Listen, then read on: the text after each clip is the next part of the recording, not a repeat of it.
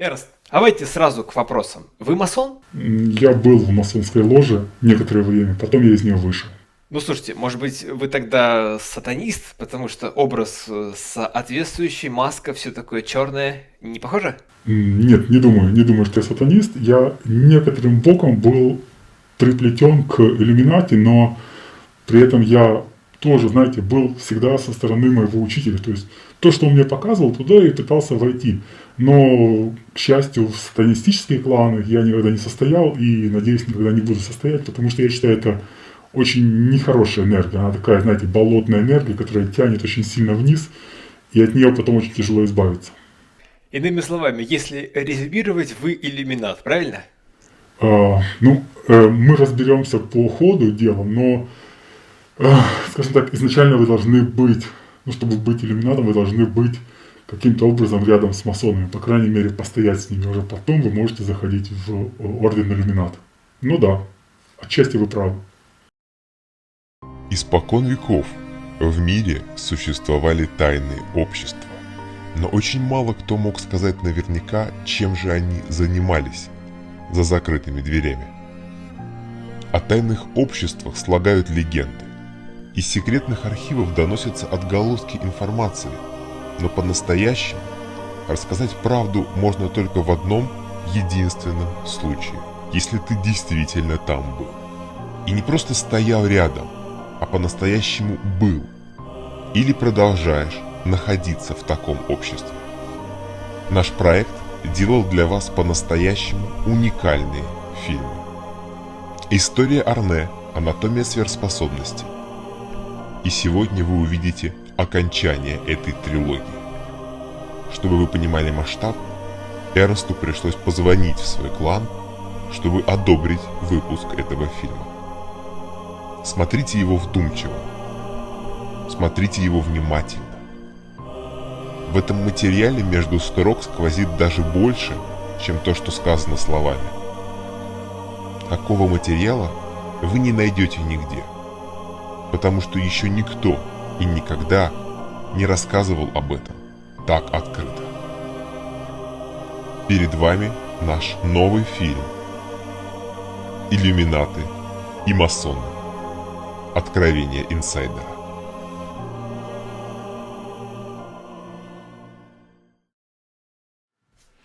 Эрнст, и вот смотрите, после того, как вы сдали экзамен, естественно, был какой-то обряд вступления в клан. Вот расскажите, как проходят обряды вступления в подобного рода общества, потому что есть много разных ужастиков на эту тему, там про оргии, кровь девственницы и прочие вот эти вот все вещи. Я знаю, что вот эти все кровь девственниц, кровь детей, это все в некоторых масонских ложах происходит, но опять-таки не во всех. По крайней мере, в нашем это было всего лишь так, что сидело 3 представителя, я пришел, естественно, там некое посвящение, как в рыцаре, то есть на одном колене, и там тоже тебе там древний нож, вот, я даже потом попытался сделать подобное видео с древним ножом, естественно, у меня не было древнего ножа, поэтому я немножко все-таки слукавил, и в видео я сказал, что древний нож, но вот примерно таким древним ножом мне тоже так вот меня крестили, так сказать, и нарекли членом этого общества. То есть, не было там никаких ритуалов таких. Опять-таки, люди тоже находятся в определенном, скажем так, таком состоянии, вас предварительно с вами разговаривают, вам делают определенный легкий транс, потому что вот именно если вы в этом легком трансе будете посвящены, у вас сразу же есть определенный набор энергии, определенный набор, знаете, таких легких ситх, которые вы потом можете использовать, всегда просто зная. То есть это как бы ключ к этому эгрегору. И, вот каких-то страшных там ритуалов не было, что там нужно там было, не знаю, кого-то там съесть или убить. Это все, не знаю, я такого не видел, знаю, что это где-то существует, но я считаю, что это уже пережитки прошлого, от этого нужно отходить, потому что сейчас это все может, в принципе, происходить даже вот на уровне там, не знаю, дистанционного какого-то посвящения. То есть, потому что, в принципе, экзамен уже был сдан, и, по сути, вам просто, грубо говоря, дают доступ к тому, что вы можете приходить, что вас уже будут знать, что с вами уже будут как-то считаться. А сам по себе ритуал это был просто формальность посвящения, там легкий транс, но я думаю, что если бы этого и не было тоже, то прошло бы все абсолютно нормально. Поэтому вот именно сам момент, он не имеет какого-то такого существенного значения. Вы сказали крестили, да? То есть это было что-то Ну, такое я это около называю крестил, христианского? то есть вам М. мечом, то есть, грубо говоря, по каким-то старинным там обычаям, мечом, или там какой-то такой длинный нож, кинжал, которым там нужно там, до головы дотронуться там 3 раза, и там произносят на латыни определенные слова. Ну, это уже такая, знаете, дань моде, поэтому здесь нет никакой мистики вот в самом этом ритуале. Я понял вас, раз, да. А вообще, какие у человека обязанности в подобного рода кланах? Ведь, скорее всего, есть какие-то пункты, которые он должен выполнять, или я не прав? Ну, здесь, опять-таки, здесь от клана к клану. Если вы про наш клан или вообще про все остальные? Ну, в первую очередь про вас, ну и в целом про все, про которые можно говорить. Ну, например, скажем так, я не получаю денег с моего клана, я, наоборот, пока в него вкладываюсь. Я должен делать определенные курсы, когда, по крайней мере, до короны это все было, потому что корона тоже очень сильно замедлила это все дело. Я должен был заниматься преподаванием, я должен был заниматься определенными работами, развитием определенных новых направлений, и которые я дальше должен вносить. То есть это откуда вообще берется библиотека в таком ключе, именно вот в ключе эзотерическом. На самом деле, вот с настоящей эзотерики, вот, кот наплакал. Вам приходится погружаться в транс, заходить в эгрегор и уметь из эгрегора вытянуть информацию. Она ведь вытягивается образами, эгрегор-то с вами не разговаривает на уровне символов, букв, цифр.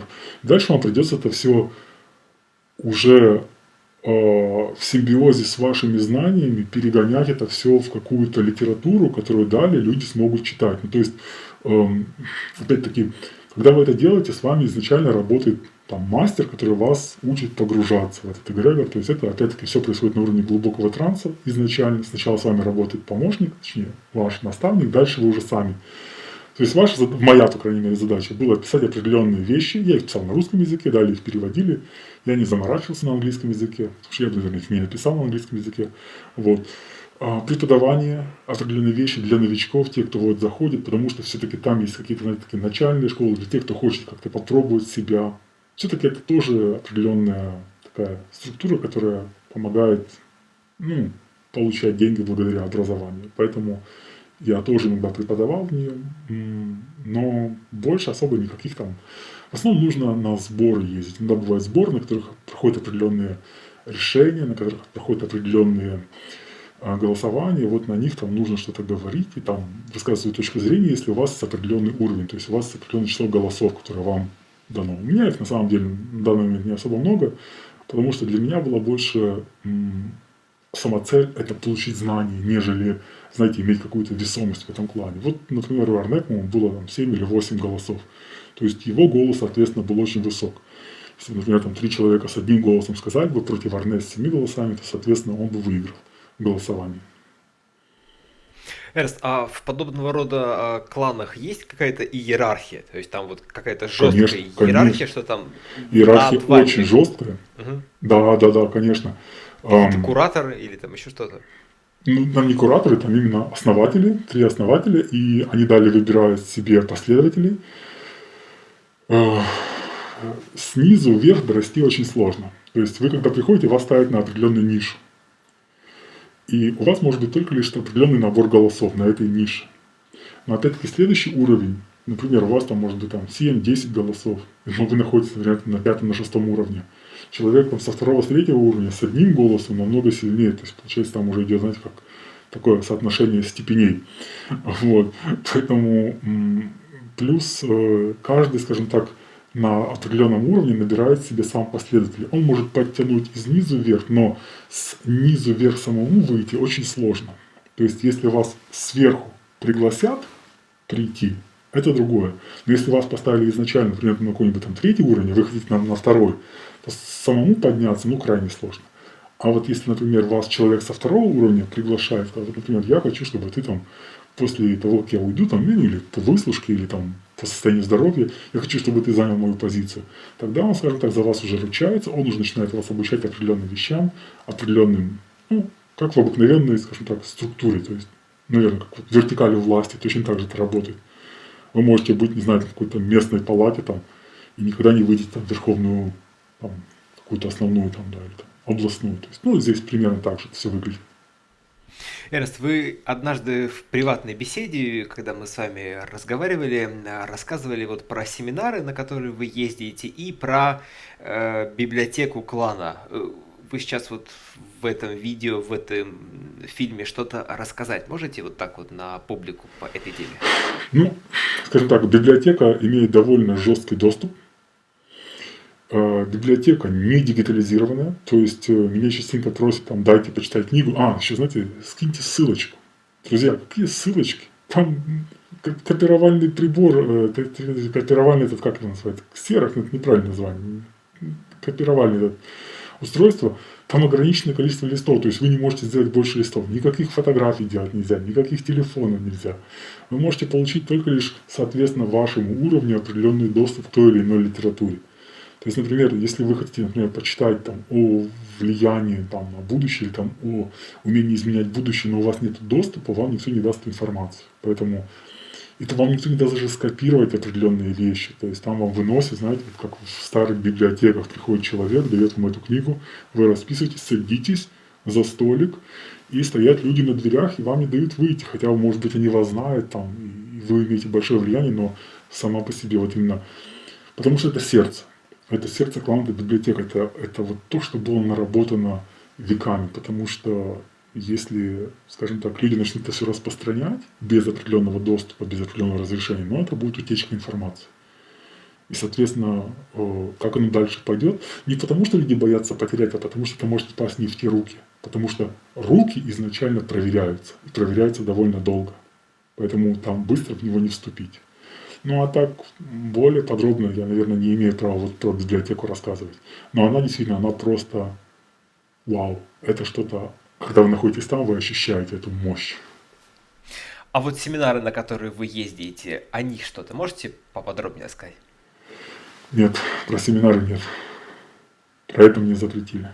Ну, а хотя бы в общих чертах, то есть это как бы семинары, которые проводит клан, да, какие-то эзотерические Да, темы, конечно. да, или это что вообще? Ну да, там идут разные, очень разные темы, но это действительно, это вот именно наше направление. Это вот больше эзотерика. Кстати, иногда на них приезжают другие кланы, и мы видим, и нас знакомят с ними, поэтому вот некоторых людей я, например, одного я даже видел в моем городе, где я проживаю, в Солт-Лейке, и он из другого клана, и он на довольно-таки неплохой позиции устроен, то есть он там какой-то директор какой-то финансовой компании, вот. А когда он пришел, его позиция в его клане, в его обществе была довольно низкая, он пришел как помощник там какого-то человека, который в жизни, того человека, с которым он пришел в жизни, он намного ниже скажем так, по социальной лестнице. Ну, вот такие вот интересные вещи. Но на самих семинарах вам объясняют определенные вещи, которые найти в интернете практически невозможно. И я очень надеюсь, что когда-нибудь придет момент, в который я смогу действительно получить доступ к изложению тех вещей, которые я знаю. Потому что на некоторые я просто подписываю неразглашение, поэтому иногда мне люди говорят, вот есть что-то больше, я знаю, что оно есть. И если человек не получил доступ, это не значит, что я имею право это рассказывать. Потому что я-то подписал договор о неразглашении. Поэтому мне приходится каким-то образом уходить от ответов. Вы как-то говорили, что приглашения на эти семинары, они выглядят в виде каких-то вот таких конвертов, или это раньше было с какими-то граненными Нет, да, печатями? вам присылает курьер настоящий конверт, причем конверты с тиснением. И, ну, сейчас уже этого нету, что вот эта вот печать на них такая стоит, знаете, из воска. Вот, но они запечатаны, и эти конверты, действительно, они такие, они выглядят, ну, очень так солидненько. Вы открываете, там вам непосредственно от руки вам написано, то есть никаких печатей, вам пишет такое-то приглашение. Вот. Ну, соответственно, подтвердить вы можете по e-mail, приедете вы или нет. А приглашение до сих пор, это такая, наверное, традиция у них почему-то, причем довольно-таки дорогая традиция. Потому что курьер вам привозит непосредственно там наверное, курьер просто объезжает там определенные города, вот, или там пару курьеров, которые объезжают определенные города. На самом деле семинар не так часто, как вы думаете, не каждую неделю. Вот, но именно это, наверное, такая традиция. Дань моде, что курьер привозит письма, ответ вам в руки. Если вас нет, он вас ждет, пока он вас не найдет, он как бы не уходит. То есть не будет такого, что тут ваша соседка, она откроет и приедет вместо вас. Вот. Эрнст, хорошо, давайте с вами поговорим о страшилках. Я думаю, очень многие ждали эту тему. Страшилка первая. Она гласит, что современные секретные общества и тайные общества хотят поработить мир, всех нас чипировать, сделать нас рабами и так далее. Мы немножко на эту тему сегодня говорили, но вот в этом ключе, как вам вот такая мысль? С чипизацией, я думаю, они немножко переборщили, потому что чипирование у нас и так у каждого человека в кармане свой чип, от которого намного сложнее отказаться. Дело в том, что если это будет, знаете, такой чип по принуждению, его можно легко вытянуть, его можно легко уничтожить. А если это будет чип по собственному желанию, коих сейчас у каждого человека в кармане по одному или по два находится, если я не прав, бросьте меня камень. У вас у всех сейчас находится мобильный телефон рядом, который намного лучше работает, чем любой чип. Потому что чип это, скажем так, это все еще технологии будущего. Они еще не реализованы настолько. Вот. Поэтому, вот. Ну а да, влияние, да, естественно.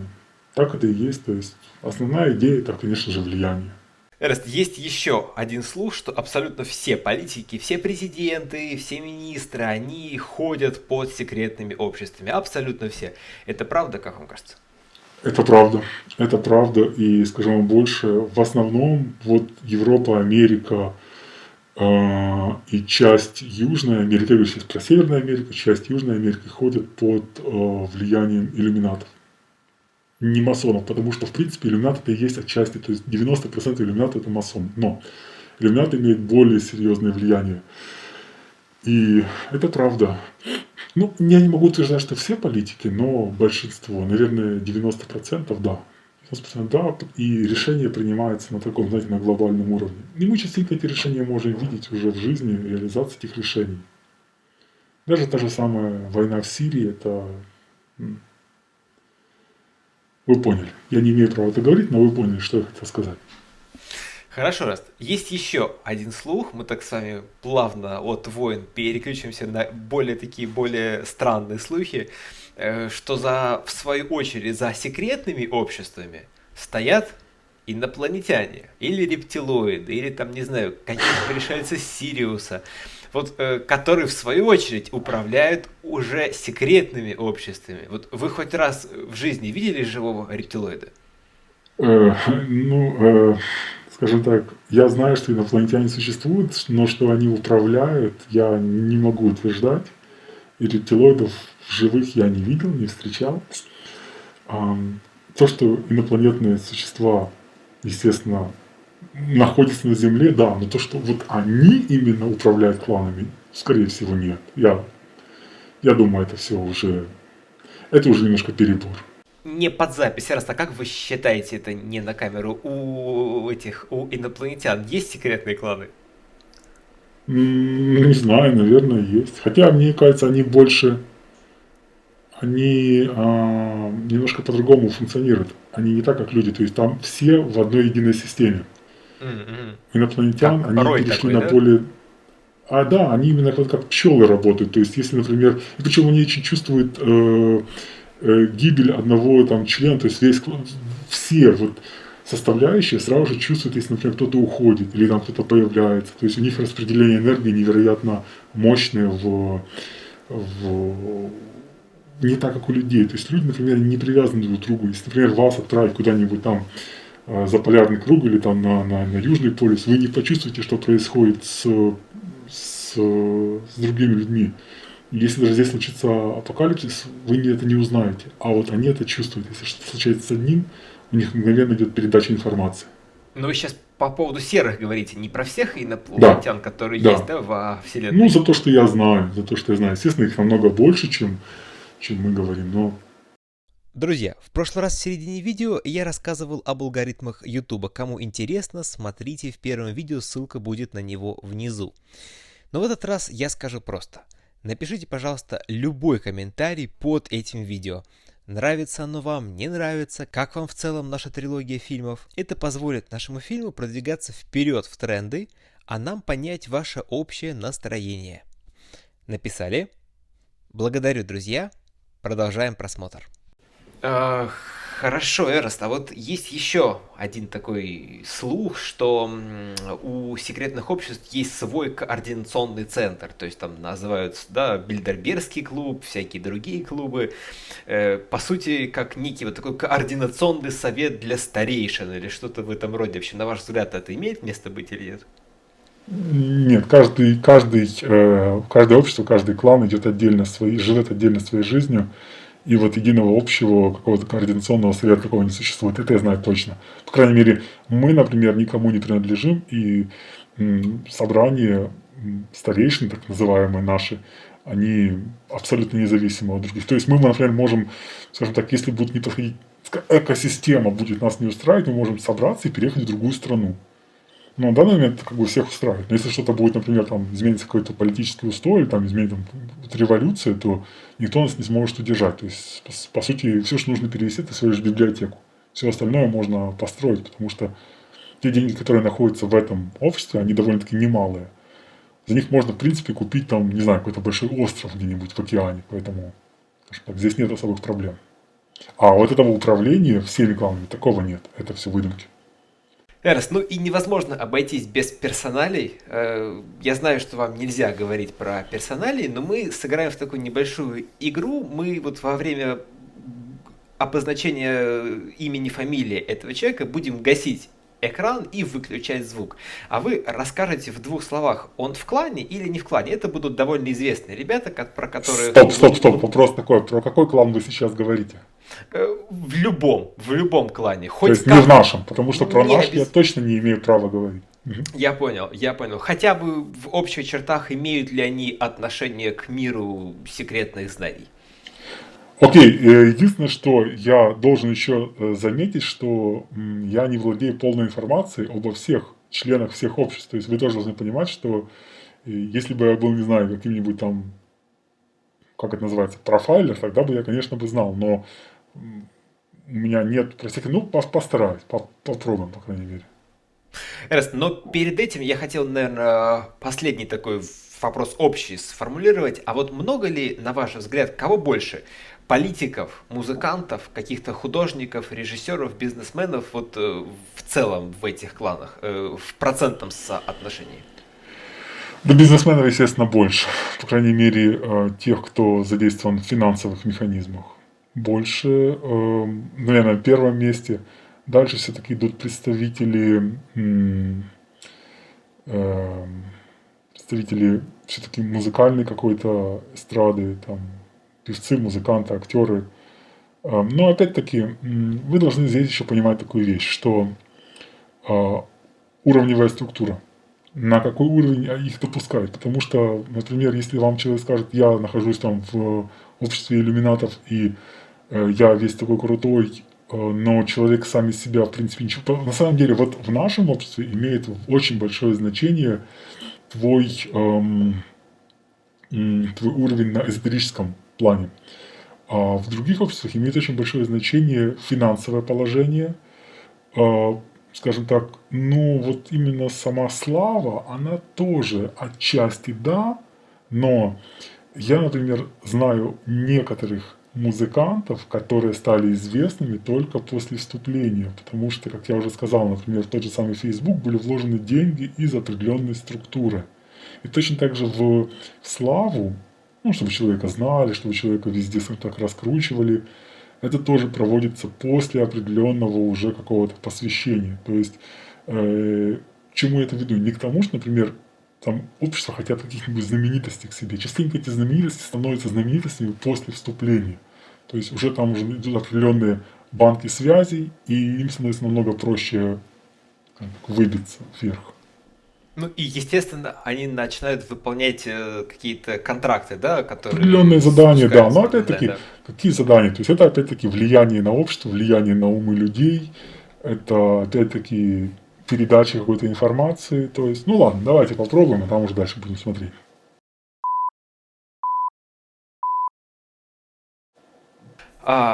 Эраст, смотрите, вы готовы? Да, я готов. Что-то знает? Ну, не знает, а знал. Знал, да. Ну, знал, да. что-то знал Был, где-то? был, Где-то. был, да. Я не буду вдаваться в детали в каком, но да, был. Отлично, я понял. Что-то знает? Нет. Вообще нет. Нет, я имею в виду, он в клане масонском, но он, что вы имеете в виду знает? Знает или находится где-то? Ну, имеет контакт с какими-то эзотерическими вот этими Да, тогда техниками. да, да. Он в масонской ложе в одной, Мне тоже в кажется, от него Англии. прям энергия прет вот такая вот. То есть у Не, него прям есть, так... то, что нет, он, понимаете, одно дело, когда он вступает, энергия, просто я не понял вопроса, знает ли. То есть для меня момент знает, это немножко такой, знаете, мой учитель знал, а знают ли они, то есть вступить это как вот единороссы, вступили и вступили, и в партии вроде как, а знает там Путин, Медведев знает, они знают, что делать, вот, и как делать, а все остальные это так, знаете, сбоку припеку, ну, вроде как со значком ходит. То есть Но здесь при немножко, этом какой-то контакт есть, да, все-таки с ну да, нет, да, этими... согласен, да, все, я немножко неправильно не понял вопроса. Да, хорошо. Что-то знает? Да, знает довольно много и имеет большое влияние на свое общество, и оно, соответственно, ее тоже поддерживает сильно. Понял. Что-то знает? М, Мне кажется, я про нее так много не знаю, но мне кажется, что она только-только начинает, но, по крайней мере, куда-то да ее пригласят. 100%. Пока что, наверное, нет. Что-то знает? Да, конечно, конечно. Окей, все, без вопросов. Ну, знает и состоит. Давайте, наверное, скажем так, немножко переформулируем. Не знает, а состоит. Нет, ну, естественно, знает. Состоит, скажем так. Будем по-другому говорить, да. Мгм. Что-то знает? Конечно, конечно. И знал до этого, и там очень сильная и масонская, и иллюминатская ложа. А вот кто, кстати, больше знает? Вот этот персонаж или предыдущий, на ваш взгляд? Этот персонаж, конечно же, знает намного больше. Потому что, Мгм. скажем так, он был изначально, и там вся семья уже была вхожа.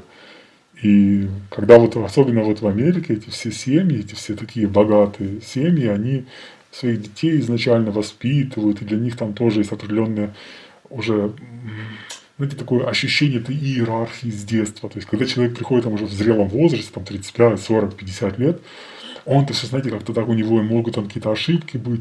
А когда человек это все с детства, он это все берет, знаете, на уровне так автомата. Так вот это так, это так, это так.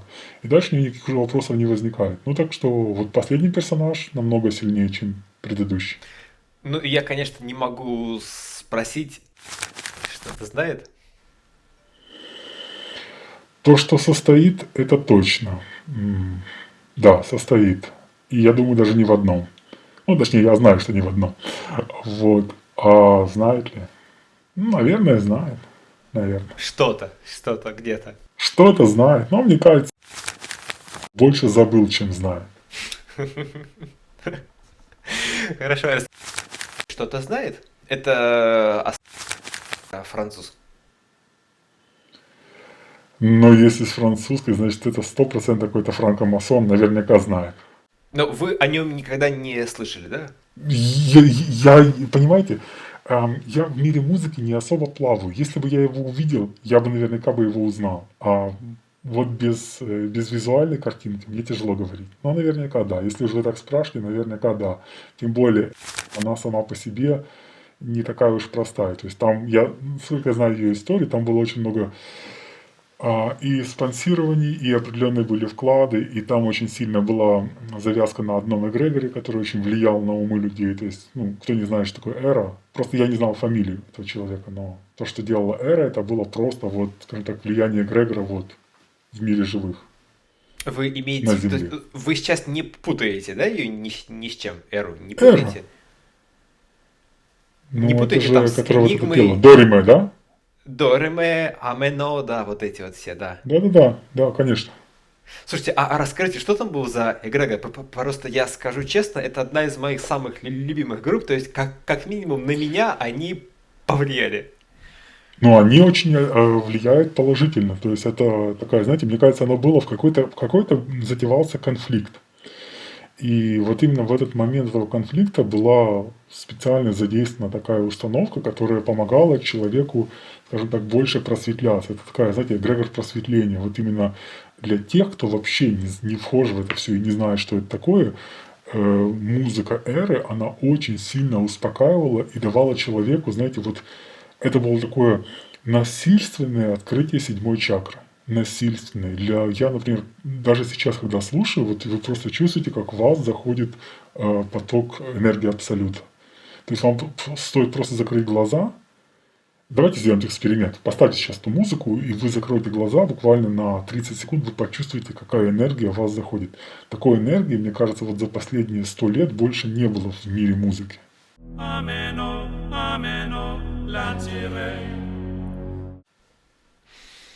Отлично, хорошо. Сейчас и последнего я сюда тогда вставлю. Что-то знает, это Энигмы. Да, конечно, конечно. Вот эти вот все такие знаменитые, да, я вспомнил, кто это. Мне просто имена, я же говорю, я в мире музыки не особо. Да, что Энигма, что Эра, это очень сильные, влиятельные люди там в своих определенных структурах, и поэтому, да, эти люди знают и имеют большую весомость там. И не просто так, это все было спонсировано, это все было настолько, чтобы это все существовало, там вливались очень большие деньги. Очень большие деньги, потому что нужно было определенное влияние, то есть, ну, опять-таки, влияние на умы людей. Но влияние положительное, Эрст, положительное или нет? Потому что мы-то сегодня говорили больше... Иногда положительное, когда нет. Здесь держится баланс. Они вливают и в положительное, и в отрицательное. И это, знаете, такой механизм, рычажок, как на тракторе. Вы когда-нибудь ездили на тракторе гусеничном? Нет, к сожалению, нет. Вы знаете, как он ездит? У вас есть два рычага. Если вы два рычага вперед, вы идете вперед. Если вы один рычаг назад, у вас получается больше тяга на переднем. Вы начинаете заворачивать, соответственно. То есть там двумя рычагами работаете. Точно так же и здесь. Вы сначала создаете эти рычаги управления. А уже дальше вы, соответственно, их нажимаете. Чтобы их создать, нужно влить очень большие деньги. Вот именно этим они и занимаются, общество. Вливание в рычаги, а уже потом нажатие на эти рычаги. Ну, а, соответственно, те, кто эти рычаги создал, основатели там тех или иных структур, те же самые там Facebook, и те же самые Instagram, и те же самые... У меня сейчас вот такое четкое подозрение, что сейчас очень сильно вербуют в определенные тайные общества. Потому что сейчас играет очень сильное влияние, и если он не будет под властью, видите, он так ушел так от власти, но он не уйдет от власти от этих влиятельных структур, которые намного сильнее. Потому что там более сильная политика, и там нет границ. То есть там с человеком могут общаться, скажем так, везде, и человеку могут давать очень большие бонусы, и человеку могут ставить очень большие палки в колеса. Поэтому, мне кажется, все-таки скоро он тоже станет представителем одной из организаций тайных, если еще не стал. Эраст, я благодарю вас за эту очень-очень содержательную беседу. Мне кажется, сегодня и всем нашим зрителям было вот тоже крайне интересно услышать вот это вот все. Спасибо, что вы все-таки рассказали, что вы рискнули рассказать про это. Я прекрасно понимаю, о чем мы говорим, и это было здорово. Спасибо вам. Друзья, я благодарю, что вы были с нами. Если вдруг по какой-то причине меня не станет, ставьте лайки посмертно.